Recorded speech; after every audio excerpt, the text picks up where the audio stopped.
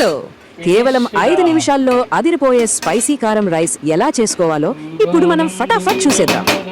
బాగా ఆకలేస్తోంది, కారంగా తినాలనుంది, కానీ వండే ఓపిక లేదా? అయితే దీనికో సూపర్ ఫాస్ట్ సొల్యూషన్ ఉంది.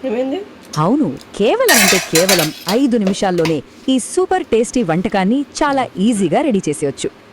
ముందుగా బేస్ కోసం పల్లీలు, పచ్చిమిర్చి, కరివేపాకు లాంటి సింపుల్ పదార్థాలు ఏమేం కావాలో ఇక్కడ లిస్ట్ ఉంది, చూద్దాం. ఈ క్విక్ రెసిపీకి మెయిన్ హీరో అన్నం.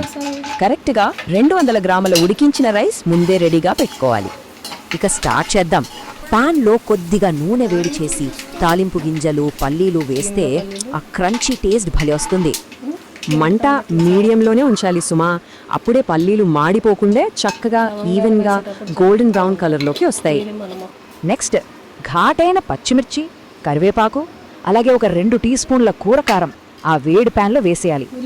ఇక్కడ సీక్రెట్ ఏంటంటే కారం వేశాక ఎక్కువసేపు అస్సలు ఫ్రై చేయకూడదు, జస్ట్ అలా ఒక్కసారి కలిపితే చాలు. ఆ కిక్ పెంచడానికి చిటికెడు అంటే పావు టీ స్పూన్ కన్నా తక్కువ అల్లం వెల్లుల్లి పేస్ట్ వేసి కలుపుకోవాలి. ఇదే అసలైన మ్యాజిక్ మూమెంట్. ఉడికించిన రైస్ వేసి తగినంత ఉప్పు జల్లి ఆ స్పైసీ మిక్స్తో బాగా కలపాలి. ఆ మసాలా అంతా ప్రతి అన్నం మెతుకుకి పర్ఫెక్ట్గా పట్టేలా ఓపికగా చాలా బాగా టాస్ చేసుకోవాలి. ఫైనల్ టచ్గా కొంచెం ఫ్రెష్ కొత్తిమీర సన్నగా తరిగి పైన చల్లుకుంటే ఆ రంగు, సువాసన అద్దిరిపోతాయంతే. ఈ వేడి వేడి కారం రైస్కి కాంబినేషన్గా క్రంచీ పచ్చి ఉల్లిపాయ ముక్కలో నంజుకుని తింటే టేస్ట్ నెక్స్ట్ లెవెల్.